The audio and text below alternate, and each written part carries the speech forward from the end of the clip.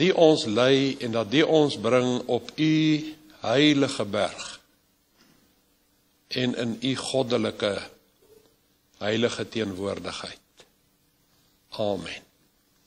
Gedeeltes uit die Here se woord lees, of uit 2 boeke uit, die een is Levitikus, en dan gaan ons uit Hebreërs 9 en uit Hebreërs 10 'n paar verse lees. Ek wil nie onnodig praat oor wat ons gaan lees nie. Al wat ek wil sê is, vriende, ons is teen hierdie tyd deeglik daarvan bewus dat die Ou Testamentiese tabernakel vir ons 'n baie duidelike patroon is, of 'n plan, 'n bloudruk van God. Hy sê vir ons, die Here nooi ons in Hebreërs 10, ons moet met vrymoedigheid in die heiligdom ingaan. Nou vriende, jy word nie in die heiligdom gebore nie. Jy begin by die deur, by die poort, en jy kom by die altaar, en dit wat daarop volg. En het ons in 'n vorige boodskap gesê, dat die hele tabernakel se konstruksie is vir ons beskrywe soos van God se kant gesien, net soos wat die klomp offers in Levitikus 1 en tot met 5, die 5 offers, die hoogste offer is die brandoffer. Die Here noem hom heel eerste, want dit is van God se kant gesien. Ek het jare gelede met Bybelstudies dit vir u gewys. Ons het 5 sulke trappe geteken. Die hoogste offer is die brandoffer, dis Romeine 12 vers 1 en 2. Dis van God se kant gesien, daarom staan hy eerste. Maar ek eindig by die sondeoffer, daar waar ek as sondaar buig. Nou dieselfde met die tabernakel, as die Here dit vir ons beskryf in sy woord, dan begin hy by die allerheiligste. En rol na die heiligdom, en dan in die heiligdom begin die Here met die kandelaar, eers die reukofferaltaar, dan die kandelaar en dan die brode. Maar van die mensekant gesien, die pad wat u en ek moet loop, as jy in die heiligdom ingaan, op die regterkant, die eerste wat jy gesien het, was die tafel met die toonbrode. En daarom wil ons dit vanaand vir u lees in Levitikus 24 vanaf vers 5. U sal sien die boonste gedeelte handel oor die lampe. Nou ons gaan later daarby uitkom. Jy moet ook fyn meel neem, vers 5, en 12 koeke daarvan bak. Nou wil ek net sê, hierdie brode wat gebak is, vriende, ek weet daar's baie prentjies in kinderbybels en so aan. Dis nie hierdie brode wat u daar by 7-Eleven koop nie, of by die Griekse kafee koop nie. Dit was plat, ringvormige, plat, ongesuurde brood. Dis wat dit was. Dit is in sigself 'n boodskap op sy eie, die ongesuurdheid van die brood. Dit was plat, ronde brode wat 6 op mekaar gestapel is. Jy moet 5 fyn meel neem en 12 koeke daarvan bak. 2/10 van 'n eva moet elke koek wees. Ek wil net onderbreek, jammer dat ek dit weer doen. Kyk net oor die presiesheid. Alles presies. As jy God aanbid, laat die Here nie dinge aan jou eie manewales oor nie. God het 'n voorskrif hoe hy genader wil word. Met eerbied, met respek, met goeie orde. En jy moet hulle in 2 stapels neersit, in 'n stapel, op die reintafel, voor die aangesig van die Here. En by elke stapel moet jy suiwer wierook byvoeg, wat vir die brood as gedenkoffer moet dien, as vuuroffer aan die Here. Op elke Sabbatdag moet hy dit gedurig deur voor die aangesig van die Here reg sit, van die kant van die kinders van Israel as 'n ewige insetting. Met ander woorde, elke Sabbatdag moes daar vars brood ingesit word. Jy weet, ek dink maar net nou daaraan, vriende, ek het dit nie eens in my boodskap wat ek hierdie week aan gewerk het. Dis hoekom die Here sê, ons moet ons onderlinge byeenkomstes nie verwaarloos, so sommige die gewoonte het nie. Vars brood, 'n vars ontmoeting met die Here, elke Sabbat. Ons moet versigtig wees, dat jou kerk toe kom, nie 'n dooie vorm word. Die gemeenskap van die kinders van die Here moet 'n ontmoetingsplek met God wees. 'n Vars ontmoeting en 'n vars toewyding aan die Here. En dit moet aan Aaron en sy seuns toekom. Hulle kon na die week, as die brood nou vir 'n week daar gestaan het, kon hulle dit gevat het. Hulle kon dit huis toe vat en gaan eet. Hulle moet dit in 'n heilige plek eet. Want as iets hoogs heiligs, behoort dit aan hom uit die vuuroffers van die Here, 'n ewige insetting. En dan lees ons in Hebreërs hoofstuk 9.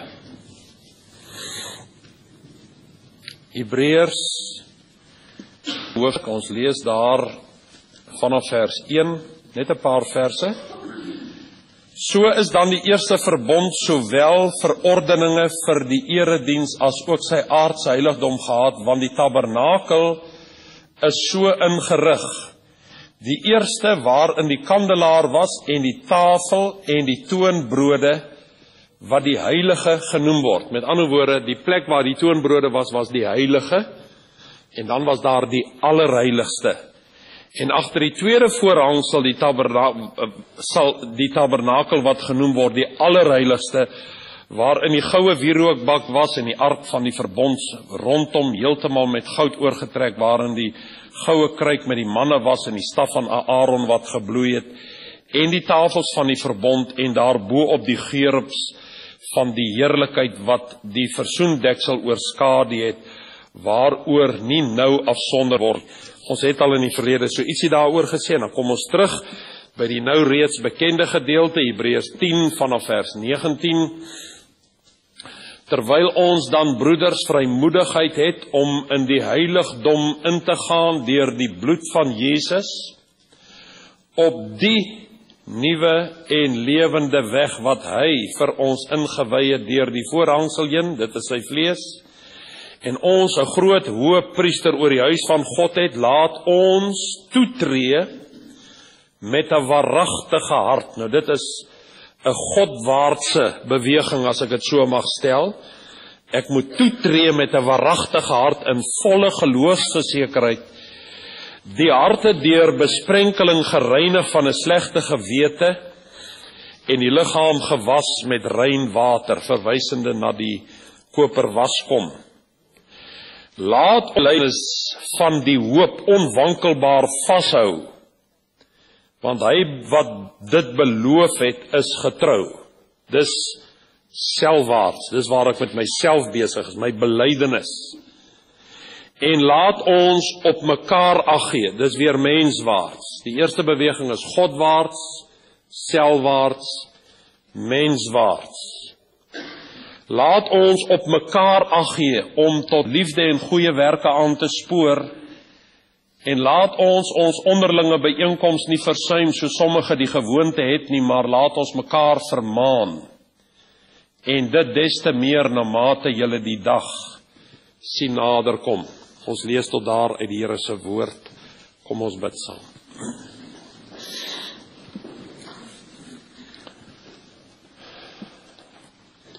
Here, ons wil weer voor U kom staan in diepe. En wanneer ons voor U buig en ons so van U heiligheid, U grootheid, U almag, U liefde bewus is, dan het ons nie woorde om vir U te sê, Here, hoe ons daaroor voel, dat U as die heilige God begeer om ons naby U te hê nie. Here, as ek dink aan wie ons is en wat ons doen, dan verdien ons eintlik die dood. Dan verdien ons om deur U uitgeban te word. Maar Here, U is so groot en so omvangryk in U liefde. En U begeer so om ons naby U boesem, U hart te hê, dat U dit spesiaal laat opskryf het in U woord. Ek sal hom wat na my toe kom nooit uitwerp nie. Maar Here, ons weet daardie na my toe kom, is 'n wilsbesluit. U nooi ons. U vra ons om in die heiligdom in te kom. U sal niemand van ons dwing nie. U kan net u Vaderhart aan ons ontbloot. En dan is die keuse myne. Ek wil u vra, Here, dat u woord vanaand so sal kom, dat dit vir ons onweerstaanbaar sal word. Dat ons nooit weer in ons lewe gelukkig sal kan wees, as ons nie bewustelik in die heiligdom kan leef. Dat ons so ontevrede met onsself sal wees, dat die dood vir ons verkiesliker sal wees. Ek vra dit in Jesus se naam. Amen.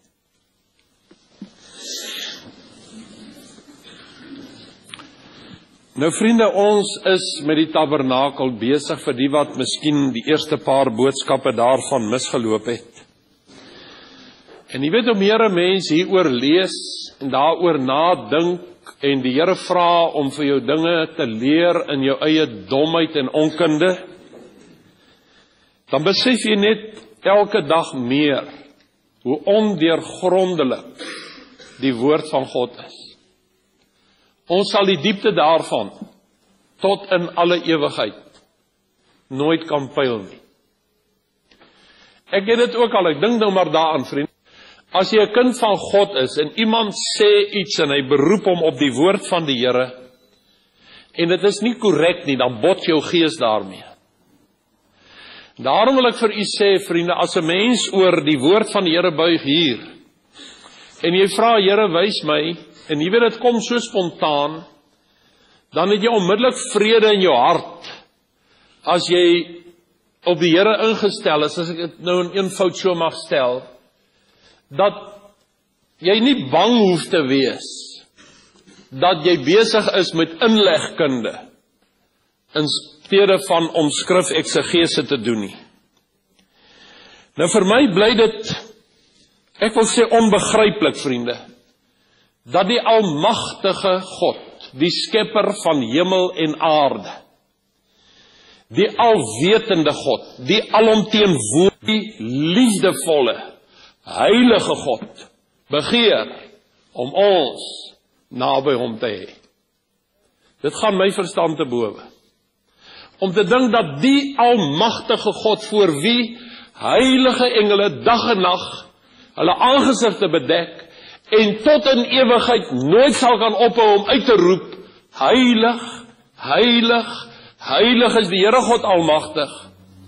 En daardie heilige God kyk by hierdie engele verby, en hy begeer om jou en my by hom in die heiligdom te hê. Dit was die doel waarom die Here die tabernakel laat bou het, vriende. Ons het dit die heel eerste aand al vir u gewys. Daar in Eksodus 25 vers 8. Ook moet julle vir my 'n heiligdom maak, dat ek in hulle.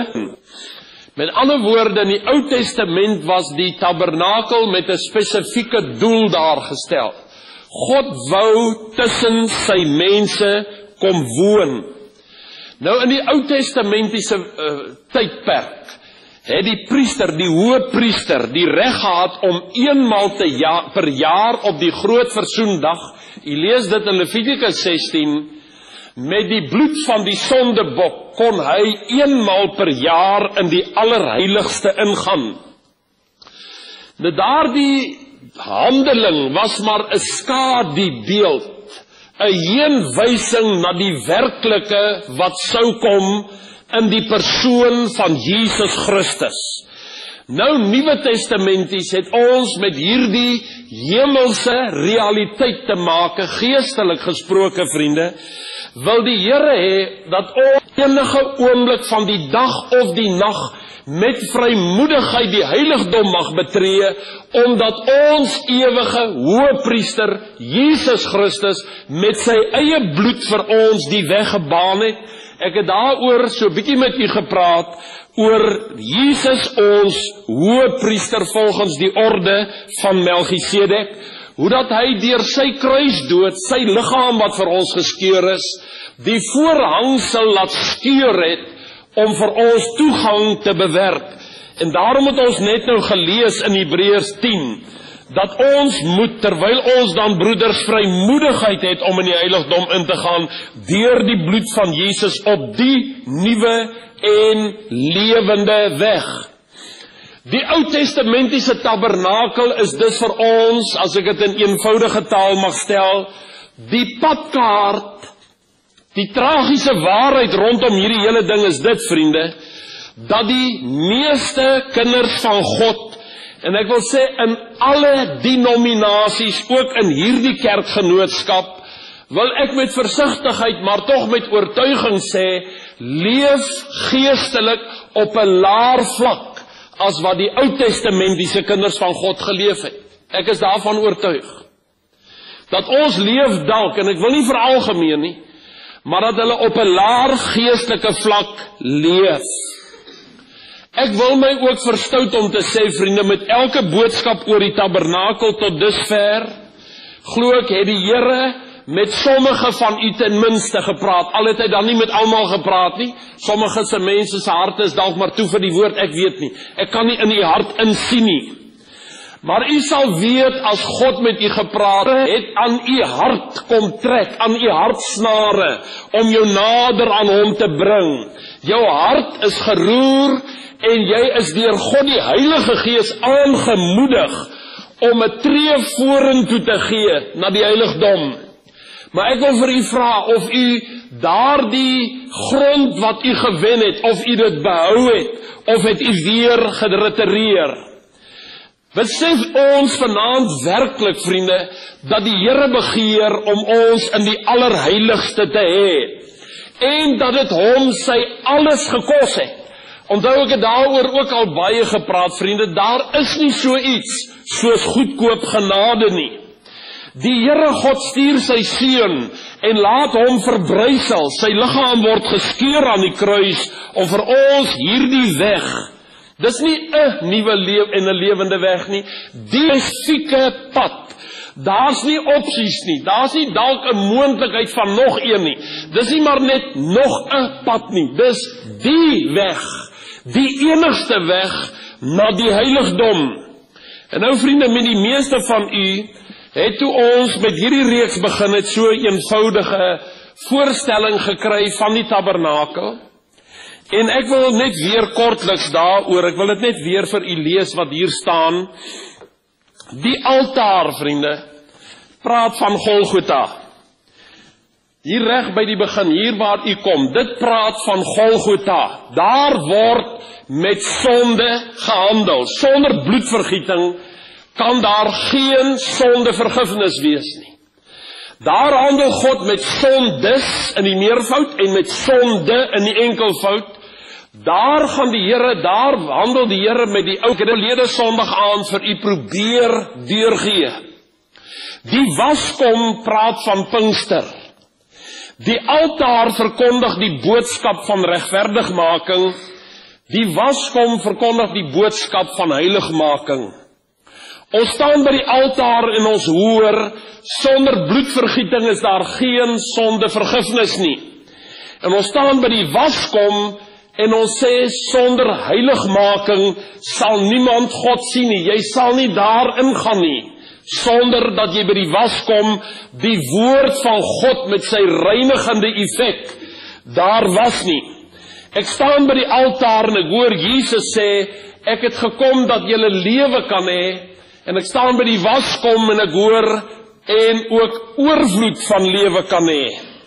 Ek staan by die altaar en ek hoor, as ons sonde regverdig om ons die sondes te vergewe.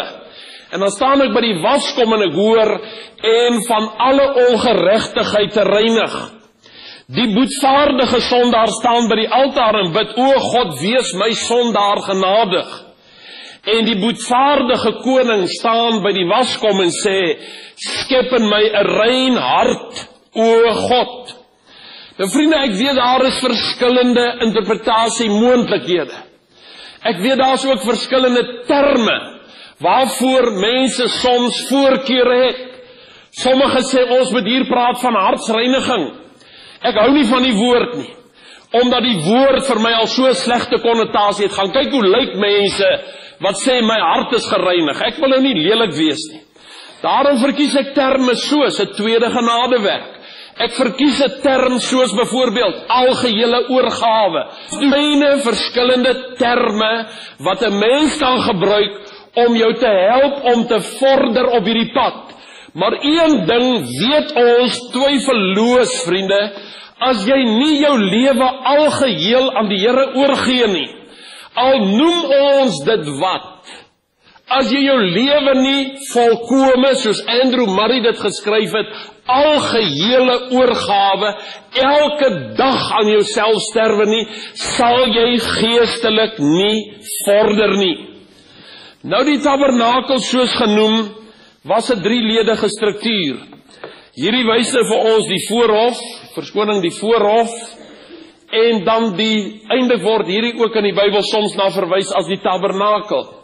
Maar dan die heiligdom wat 2/3 van hierdie gedeelte beslaan het, en die allerheiligste, wat vir ons dan as ons liggaam, siel en gees, die uiterlike dop, dit wat my omgewingsbewus maak, my siel, my persoonlikheid wat my self bewus maak, en my gees wat my God bewus maak, of dan die voorhof, die heiligdom en die allerheiligste, of dan liggaam, siel en gees, 1 Tessalonisense 5 vers 23.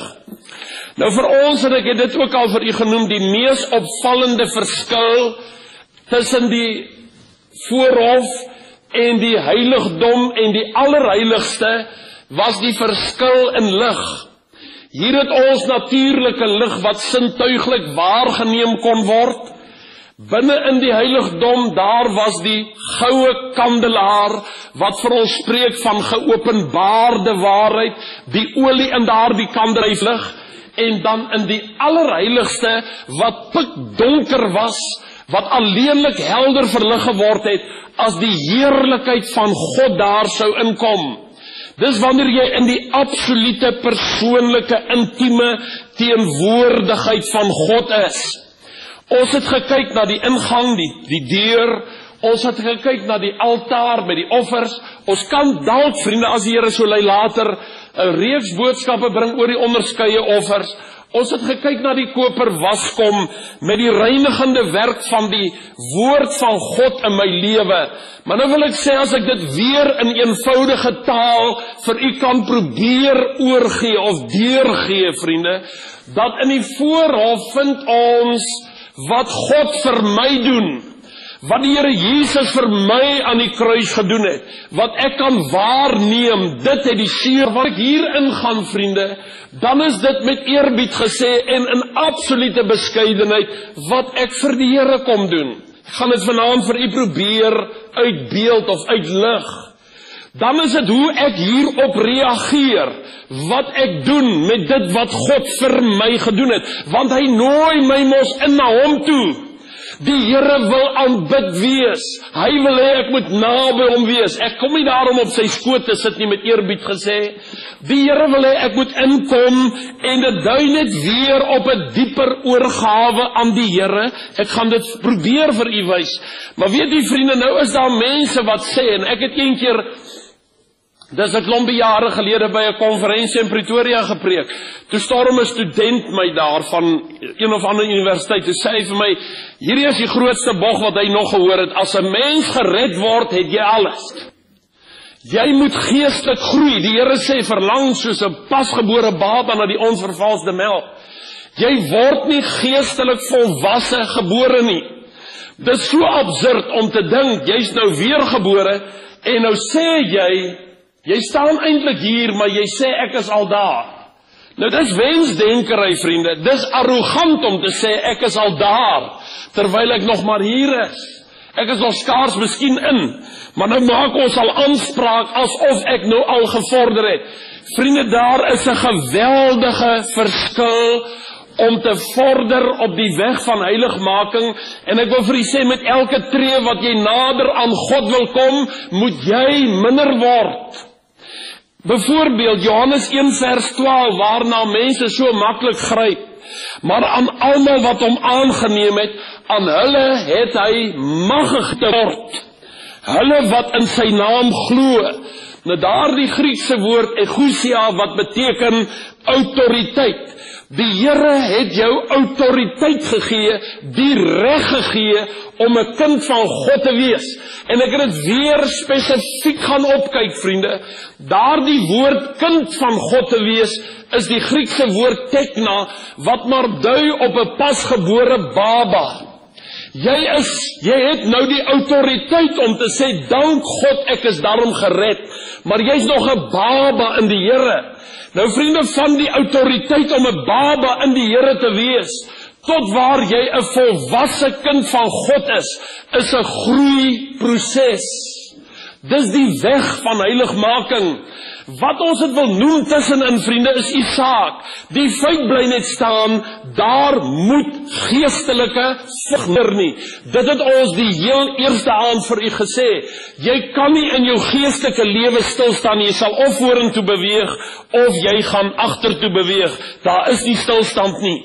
Nou lees ek in Romeine 8 hierdie woorde, Romeine 8 vers 16, die Gees self getuig saam met ons gees, dat ons kinders van God is, weer die Griekse woord tekna. Maar dan lees ek in vers 14, want almal wat deur die Gees van God gelei word, die is kinders van God. Daar word 'n ander woord gebruik, die woord hios, wat beteken volwasse kind van God. Daar's 'n verskil, vriende, om net gered te wees en 'n kind van die Here te wees, en 'n volwasse kind van God te wees. 'n reuse verskil. Jy word 'n volwasse kind van God as jy deur die Heilige Gees gelei word, en jy moet jou wil aan die Here oorgee. Alleenlik dan sal jy deur die Heilige Gees gelei kan word. En dan vra die Here ons deurlopend, ons moet toeneem in die genade. Ek wil vir u lees in 1 Petrus 2 vers 1 tot 5. Let dan af alle boosheid en alle bedrog en geveinsdheid en afguns en kwaadspratery, en verlang sterk soos pasgebore kindertjies na die onvervalsde melk van die woord, dat julle daardeur kan opgroei. Vriende, jy word nie 'n geestelik volwassene gebore nie. Daar is 'n groeiproses. As julle ten minste gesmaak het dat die Here goedertiernis, kom na hom toe, die lewende steen wat deur die mense wel verwerp is, maar by God uitverkore en kosbaar is, en laat julle ook soos lewende steen opbou tot 'n geestelike huis, 'n heilige priesterdom, om geestelike offers te bring aan God deur Jesus Christus. Ek wil weer sê, vriende, dis die taak in die heiligdom. In die voorhof ervaar ek en geniet ek wat die Here vir my gedoen het. In die heiligdom moet ek aan die Here geestelike offers bring. En dit is die vraag, is u en ek bereid om daardie offers te bring? Of wil ons gerieflikheidshalwe net in die voorhof bly en ons verlustig in wat die Here vir my gedoen het? Terwyl God van my vra, daar moet vordering wees, dat ek op 'n punt kom, waar ek binne in die heiligdom my offer aan die voete van die Here kan neerlê, en dit is gebrokenheid, vriende. Daaroor gaan ons net nou met u praat.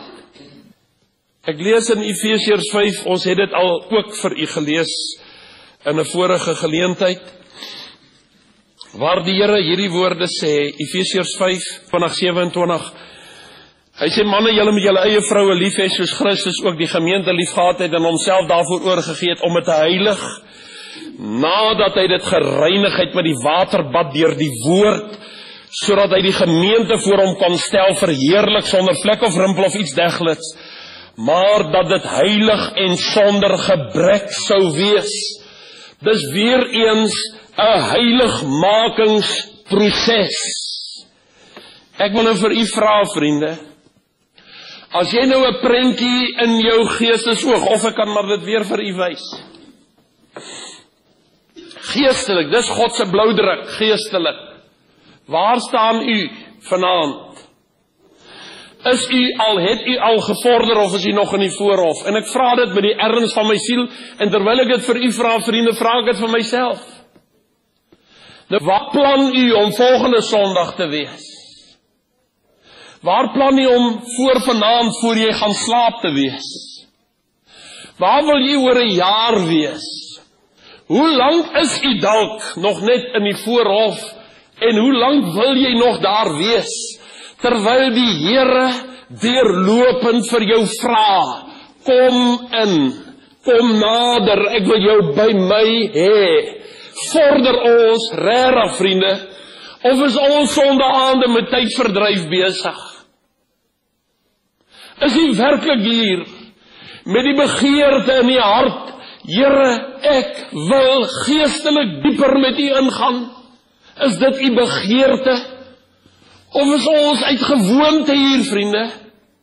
Dis die vraag wat ons onsself sal moet begin afvra. En ek wil dit beklemtoon, vriende, in die teorie. Wil ek dit waag om vanaand vir u so bietjie verder te vat. Ek kan nie die praktyk op u afdwing nie. Ook kan ek dit, as ek nie 'n wilsbesluit gaan neem nie, gaan ek volgende Sondag aan presies weet waar ek vanaand is.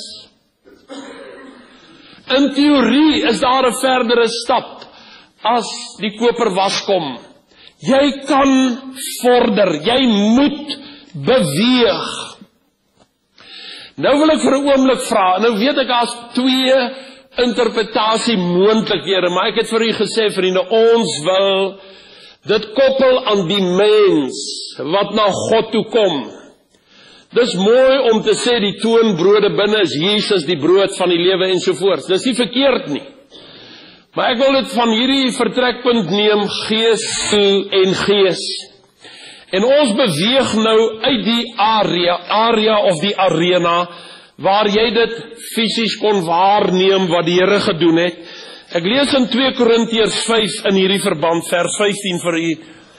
Omdat ons van oordeel is dat as een vir almal gesterf het, hulle dan almal gesterf het. En hy het vir almal gesterwe, sodat die wat lewe nie meer vir hulle self moet lewe nie, maar vir hom wat vir hulle gesterf het en opgewek is. Ons ken dus van nou af niemand meer na die vlees nie.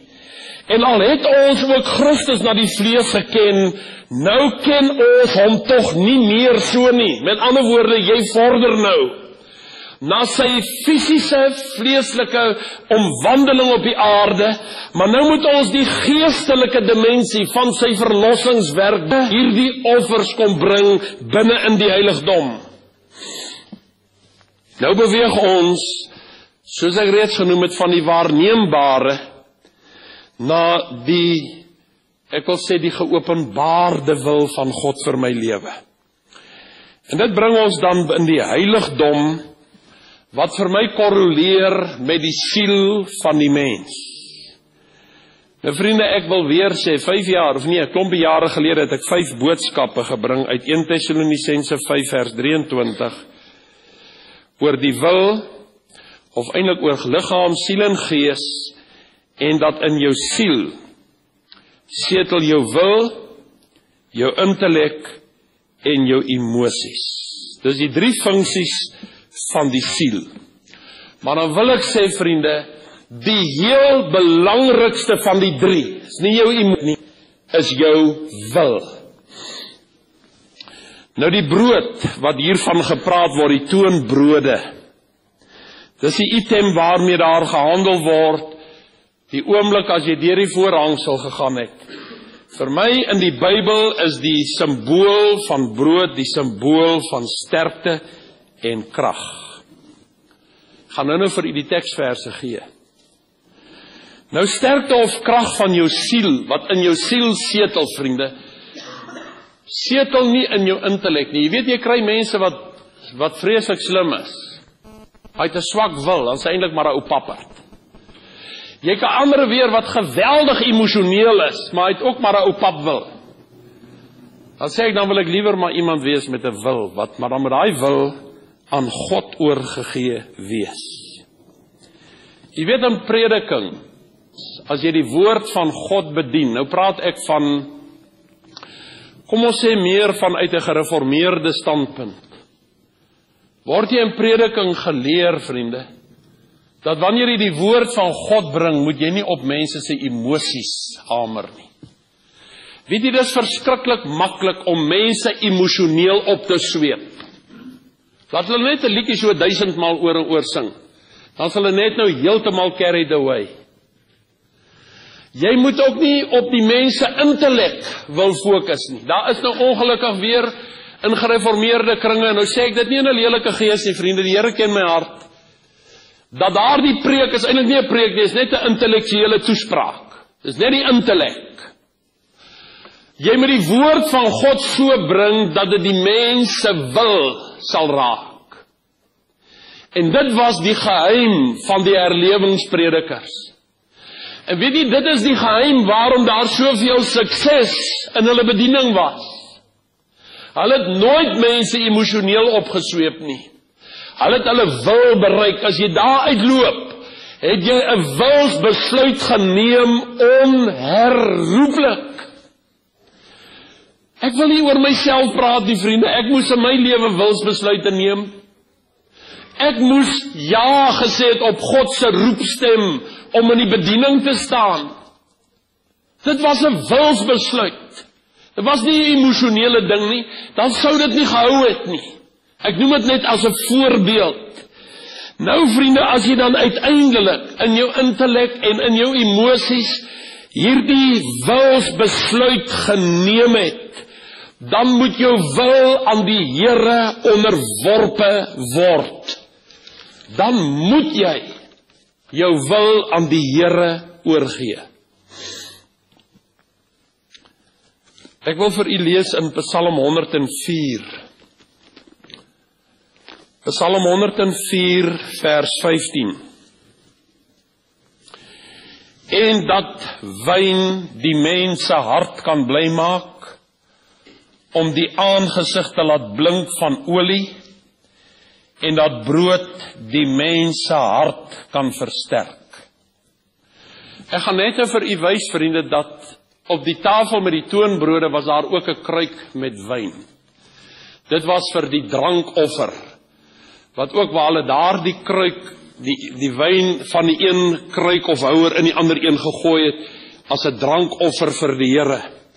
Daarom het Paulus gesê, ek word reeds as 'n drankoffer uitgegiet.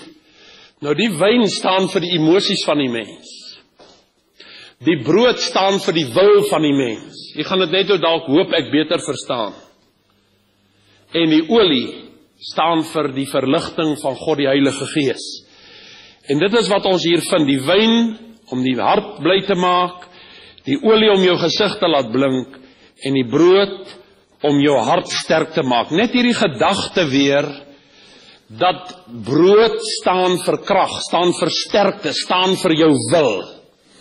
Dwars deur die Bybel, vriende, God se voorsiening was altyd in hierdie drie opgeneem. Koring vir brood, olyfolie vir lig en wyn vir emosie. Nou wanneer God swaar tye gestuur het, dan het hy die volk juis op hierdie drie terreine, ek wil amper sê aangetas. Ek lees in Joël 1 vers 10, die veld is verwoes, die akkerland treur, want die koring is verwoes, die mos of die wyn het weggedroog, en die olie het verdwyn. Daai woord mos is eintlik tyros, dis ongegiste drank. Nou wanneer die Here 'n volk uit genade kom herstel, dan begin hy weer daar. Nou lees ek vir u in Joël 2 vers 24.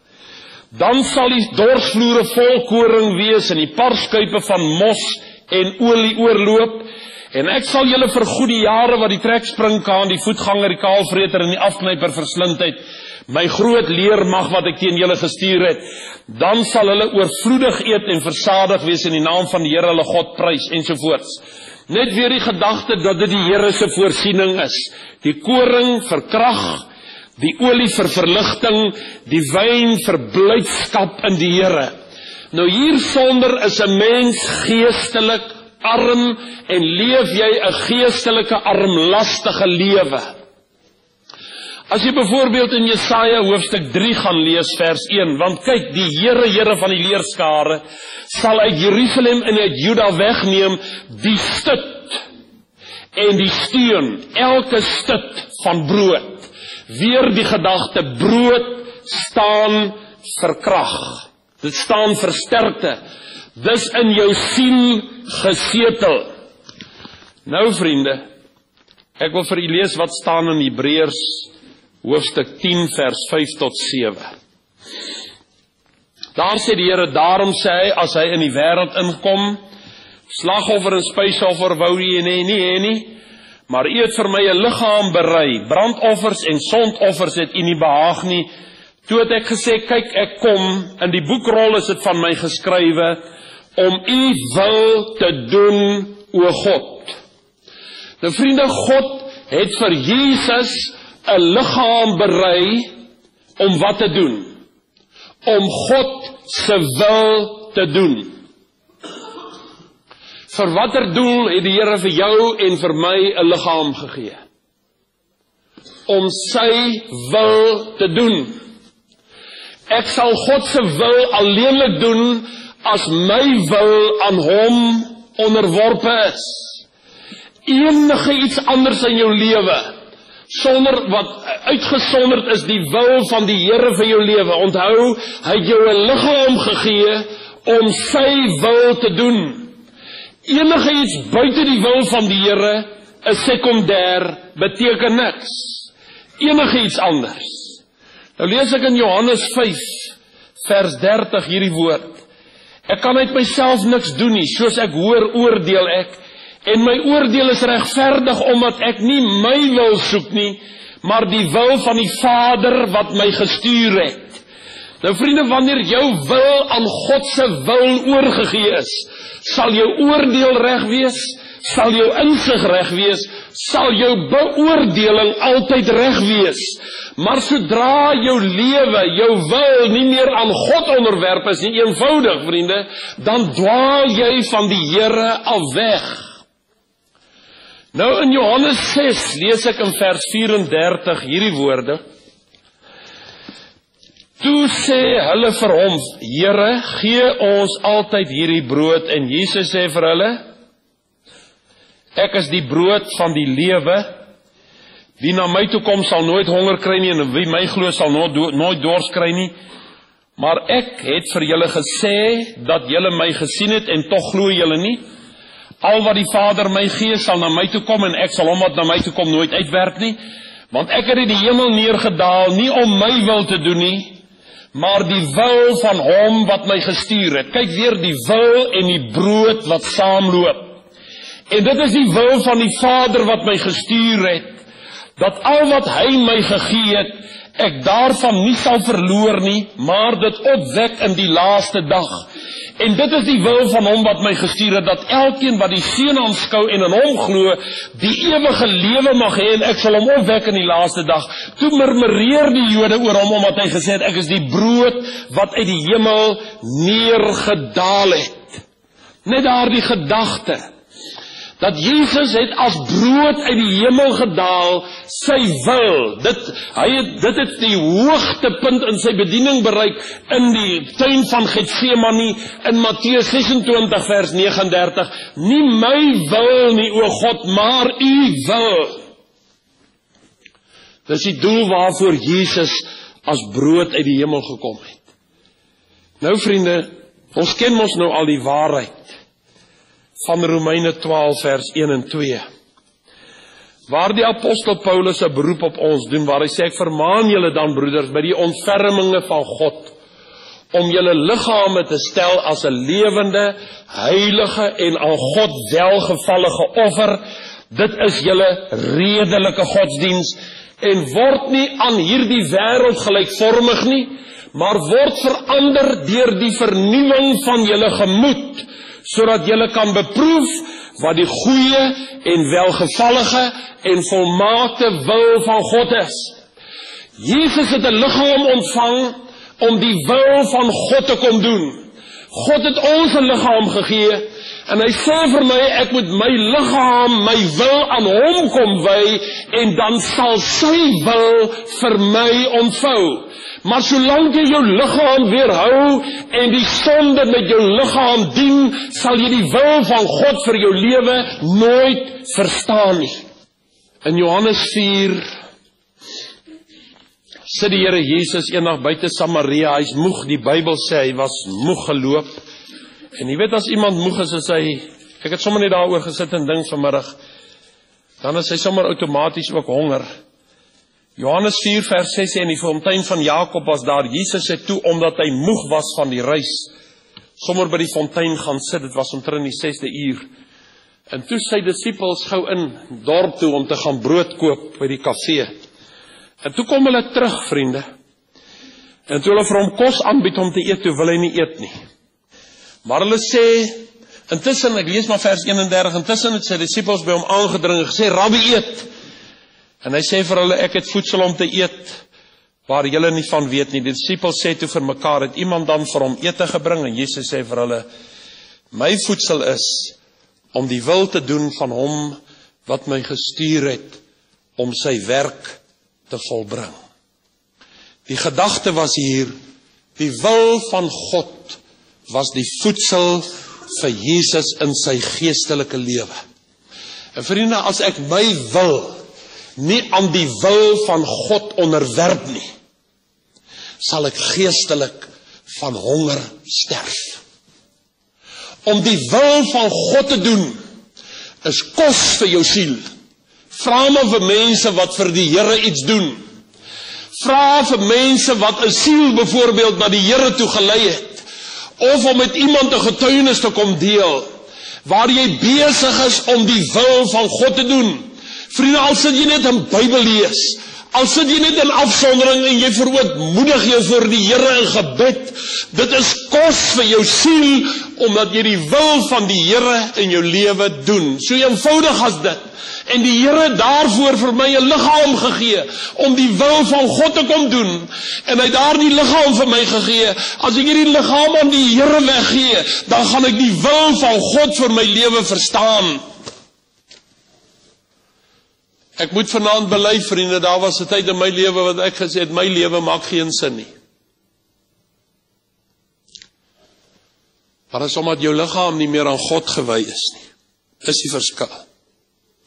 Dis die probleem.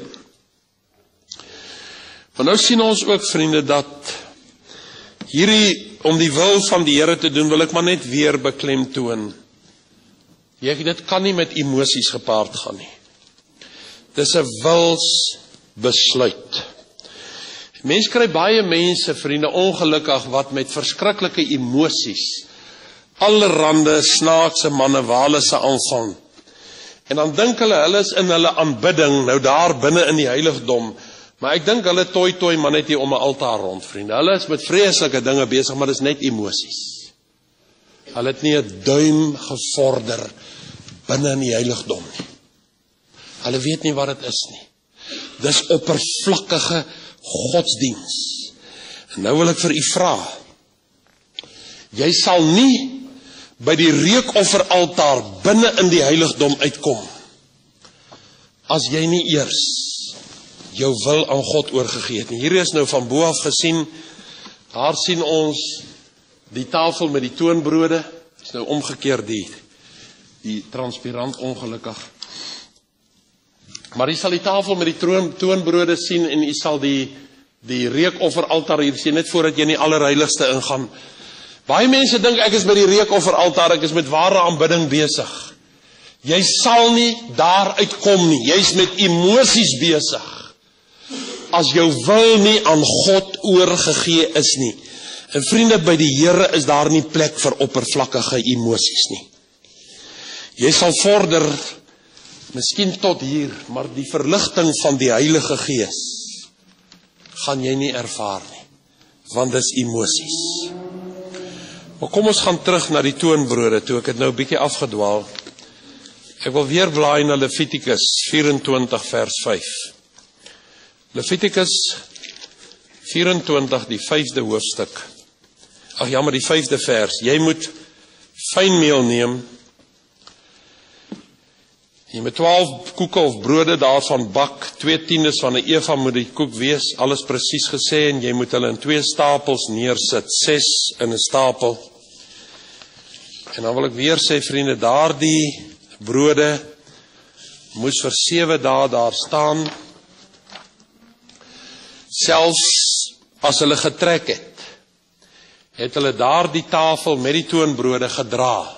Jy kan daar sien, 6 op 'n hoop, bo-op was die reukwerk, en daar staan die kruik met die wyn vir die drankofferaltaar, vir die drankoffer wat gebring is. Daar moet altyd 'n blywende ooreenstemming met die wil van God wees. Daardie brood moes vir 7 dae, dag en nag voor God wees. Jy kan nie maar een gou afhaal en met hom gaan rondspeel nie. Jy kon hulle ook nie sommer net daar rondgooi nie. Presies soos die Here sê. En dan lees ek in Numeri 4 vers 7. Hulle moet ook die toonbroodtafel 'n persdoek uitsprei en daarop neersit die skottels en die rookpanne en die bekers en die drankofferkanne. Dis die drankoffer wat daar staan, die drankofferkan. Ook moet die altyd blywende brood daarop wees. 12 brode, altyd in dieselfde orde, dag en nag. Jy kan nie op die een stapel 5 sit en op die ander een 7 nie. God het dit voorgeskryf, so sal jou wil aan my onderworpe wees. Weer wil ek vir u sê, in die voorhof staan jy in aanbidding vir dit wat God vir jou gedoen het. In die heiligdom is jy daar om God te kom aanbid, dit wat jy in eerbied en in respek en in afhanklikheid en in dankbaarheid en met blydskap vir die Here kom doen. Maar dit begin by my wil, by die brood. Waar ek beweeg, wat ek doen, deurlopend moet ek bewus wees, my wil is soos toonbrode voor die almagtige God, en die Here wil hom daarin verbly en verlustig. En vriende, nie in 'n passiewe sin is die brood daar nie, of my wil aan hom oorgelewer nie. Nee, Here, dis my behaag. Dis vir my 'n blydskap, dis vir my 'n opgewondenheid. Ek verlustig my daarin, om my dieper en dieper aan die Here oor te gee. Ek glo daar is kinders van God, wat so ietsie hiervan weet, om jou in die Here te verlustig, in jou oorgawe aan God. Ek lees in 1 Samuel 15, 'n bekende vers. Daarom sê Samuel, het die Here behaag in brandoffers en slagoffers, soos in gehoorsaamheid aan die stem van die Here? Kyk, om gehoorsaam te wees is beter as slagoffer, om te luister beter as die vet van ramme. Want wederstrewigheid, eie willigheid is 'n sonde van waarsêry, en eie sinnigheid is afgoderry. Beeldediens, omdat jy die woord van die Here verwerp het, en het hy jou as koning verwerp. So as jy nie jou wil aan God oorgee nie, as jy eie willig is soos 'n steeksdonkie of soos 'n boerbok wat altyd is waar jy nie moet wees nie, dan gaan die Here jou van jou autoriteit, van jou diens vir hom net stroop. Ek wil probeer saamvat, vriende, daar's 8 stappe om die brood te bak en vir die Here te kom aanbied. En die heel eerste is, die koring moes baie fyn gemaal word, sê Levitikus 24 vers 5. Dis God se handeling met my wil. Hy moet dit fyn maal. Jy kan dit maar self weer gaan lees, vriende, daar in Levitikus 24 die 5de vers. In Jesaja 28 vers 28 staan daar ook iets in die verband. Ek wil dit gou hier soek, waar hy sê, word broodkoring fyn gestamp? Nee, nie altyd deur dors hulle nie, en al dryf hulle die wawiel en die perde oor, hulle stamp dit nie fyn nie. Net die gedagte is, broodkoring word fyn gestamp. En vriende, so is die Here voortdurend besig om jou en my wil in sy stampblok te stamp. Jy weet dalk nou waarom jy lewe dalk lyk soos wat hy lyk. Dis God wat besig is om jou wil te breek. Dat het fyn meel sal word. Ons is in God se meule. Om 'n brood te word moet daar vorming wees. Hy word geknee en dan word hy in daardie vorm word hy gemaak. Hy word nie van self so nie. En so moet God my wil vorm, dat ek sal lyk, dit is waarvoor God ons verordeneer het, om gelykvormig te word aan die beeld van sy seun, Jesus Christus. Ek word gevorm. As dit gevorm is, word dit gebak in die hitte van God se oond. En daardie hitte is die toetse in ons lewe. Is daai toetse in jou lewe waar jy soms wil uitroep, Here, maar ek verstaan nie. Ek kan nie meer nie. Dis die hitte van God om hierdie brood tot eer van hom te bak. Ons moet dalk nie meer so murmureer oor stampe en rampe van verskillende aard en teëspoed wat ons elke dag tref nie. Ons is in die oond vir die Here. Ons lees in 1 Petrus 4 hierdie woorde. 1 Petrus 4 vers 12 tot 19. Geliefdes, verbaas julle nie oor die vuurgloed van vervolging onder julle wat tot julle beproewing dien, asof iets vreemds oor julle kom nie. Maar na mate julle gemeenskap het aan die lyde van Christus, moet julle bly wees, sodat julle ook by die openbaring van sy heerlikheid met blydskap kan jubel. As julle beledig word deur die naam van Christus, oor die naam van Christus is julle gelukkig, omdat die gees van die heerlikheid van God op julle rus. Hier is die drie enige God, Christus, Heilige Gees, God. Wat julle betref word hy wel gelaster, maar wat julle betref word hy verheerlik. Want niemand van julle moet ly as 'n moordenaar of 'n dief of 'n kwaaddoener, of as een wat hom met die sake van 'n ander bemoei nie. Maar wanneer iemand as 'n Christen ly, moet hy hom nie skaam nie, maar God verheerlik in hierdie opsig. God is besig om jou wil te vorm. En dan, vriende, moes daar 'n spesifieke orde wees. 12 brode, 2 stapels van 6 elk, wat voor die Here neergesit moes word. Nie 5 op die een en 7 op die ander een, ek het dit net nou genoem. Ook in Levitikus 24 vers 6 staan dit so, die Here was hieroor, ek wil nie sê fanatiese vriende, God het net 'n orde en dis klaar. En jy buig vir God se orde, so eenvoudig is dit. En jy moet hulle in 2 stapels neersit, 6 in 'n stapel, op die reintafel, voor die aangesig van die Here, moet ek my wil voor die Here, ek wil amper sê kom rangskik. Dit beteken daar moet orde in my lewe wees. Elke ou kon nie maar kom en doen soos wat hy wil nie, en hy kon nie maar die brode sommer net daar op die tafel kom neergooi en sê, nee Here, hier is dit, u wil dit mos hê nie. Dis sonder rede dat die Here gesê het, bo op die brode moet daar wierook wees. Waarvoor staan dit? Dit staan vir gebed. Here, ek dank u dat ek my wil aan u kan oorgee. Dankie Here, dat u in my ellendige wil belangstel. Ek kom in aanbidding na u toe, met hierdie wierook, om my brood, my wil aan God te kom onderwerp. Nie soos ek dink nie, Here. 6 brode in 'n stapel. Daar's orde. En vriende, ek wil vir u sê, as jou wil georden is jou lewe georden. As jou wil georden is, as jou lewe georden is jou geldsaake georden. Is jou huislike lewe georden. Is jou werf georden. Is jou werkswinkel georden. Is jou kombuis georden. as orde. Maar dan, vriende, dit kan nie anders nie, vriende. Dit kan net nie anders nie. Jou lesenaar sal georden wees.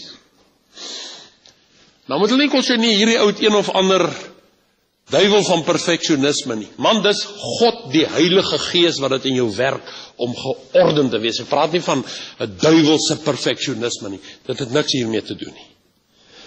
Maar dan wil ek vir u sê, vriende, as jy sukkel om jou lewe uitgesorteer te kry, en dit voel soms so deur mekaar, en dit is asof jy nie rigting kan kry nie, dan wil ek u vra, nederig, ek praat met myself, gaan buig voor God, en vra, Here, hoe lyk hierdie 12 brode? Is hulle behoorlik gebak? Is hulle reg gerangskik? Is die wierook van aanbidding daar? Is die drankoffer daar? Doen ek dit in blydskap, met genot, met toegeneentheid? My behaag is in die dinge van die Here. Dankie, Here, dat daar dag en nag die Heilige Gees soos 'n duif in jou siel sal koer. Ere aan die Vader, ere aan die Seun, ere aan God die Heilige Gees, tot in ewigheid. Dis 'n geordende lewe. Dan is jou hele uitkyk op die lewe, Here, laat u wil geskied. Numeri 4 vers 7 noem dit altyd blywende brood. Dag en nag, 7 dae van die week. Ek kan nie, vriende, Vrydag aand gou die duiwel wil gaan dien. Dan is my wil nie vir 7 dae aan God onderworpe nie. En dan weet jy wat vir my, ek wil dit maar eerlik en beskeidenheid sê, 'n openbaring was en daarmee is ek afgesluit. Hierdie troon, hierdie tafel, hierdie uitbeelding wys dit nou nie so duidelik nie, vriende, maar hier rondom, hier sal u sien, was 'n rand rondom. Hy was eintlik nog hoër, want hulle kon hierdie brode, terwyl die volk getrek het, vriende, hulle nie brood gaan bære nie, hulle het hom net so gedra. Maar dan was daar, die Bybel sê dat, u kan dit lees daar in Exodus 25 vers 25 en ook in Numeri 4 vers 8. Was daar 'n handbreedte verder nog so 'n rand, 'n dubbele rand, wat gekeer het dat hierdie brood nie afval nie. En hy was in 'n dubbele doek toegedraai, toegemaak. Daar mag nie 'n krummeltjie verlore gaan nie. Daar mag nie 'n stukkie van jou wil verbyglip nie. En toe het ek gewonder, wat beteken hierdie dubbele beskerming van my wil? En ek kon net tot een konklusie kom, en dit is waak en bid.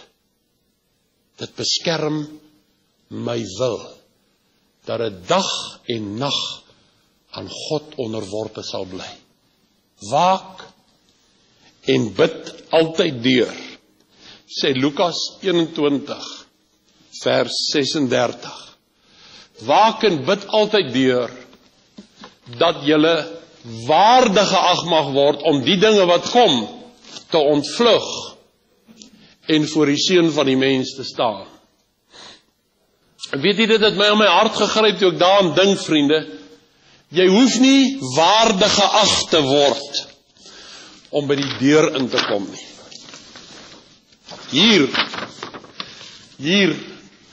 kan jy as 'n onwaardige, helverdiende sondaar kom en God ontvang jou met oop arms, so onwaardig as wat jy is. Maar om saam te gaan, moet jy waardig geag word.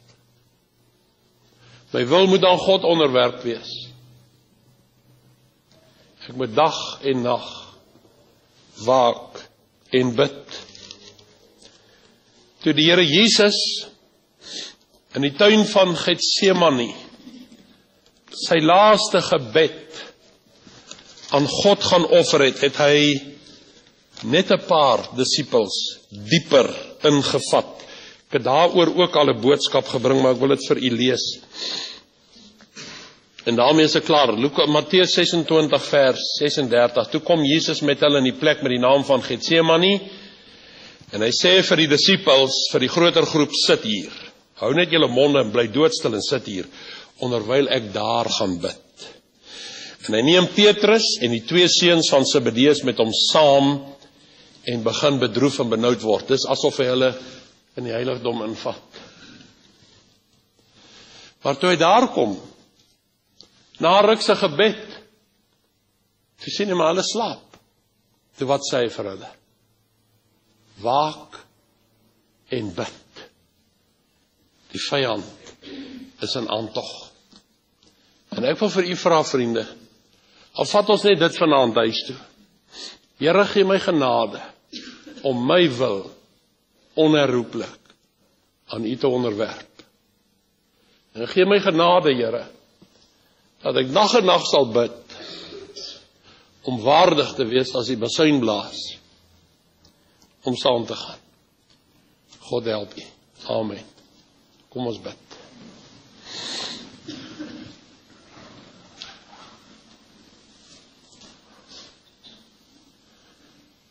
Vriende, ek het dit glad nie in my gedagtes gehad nie. Maar as hier vanaand 'n siel in hierdie diens is wat sê, Here, my wil is so deur mekaar. My wil is, my lewe is so ongeorden. Ek wil dit graag vanaand by vernuwing aan u kom toewy. Ek gaan nie by u pleit, ek gaan net vra as daar so iemand is en u wil hê ons moet vir u 'n gebed aan die Here opdra. Wil u nie net die hand opsteek, kan bid ek vir u. Is daar so iemand? Ek sien daar is 'n hand wat opgaan, is daar nog? Hier is nog hande wat opgaan, ek dank die Here daarvoor. Kom ons bid saam. Here, baie dankie dat ons nou voor u kan buig en u al die lof en die aanbidding van ons harte kan toebring vir dit wat God vir ons in die heiligdom opgesluit het. Wat wag om ontdek en geleef te word. En wil ek u vra, Here, gee ons die genade uit die hemel om nie net hoorders nie, maar daders van u woord te wees. Amen. Genade van ons Here Jesus Christus, die liefde van God ons Vader en die gemeenskap van die Heilige Gees, wees en bly met u elkeen. Amen.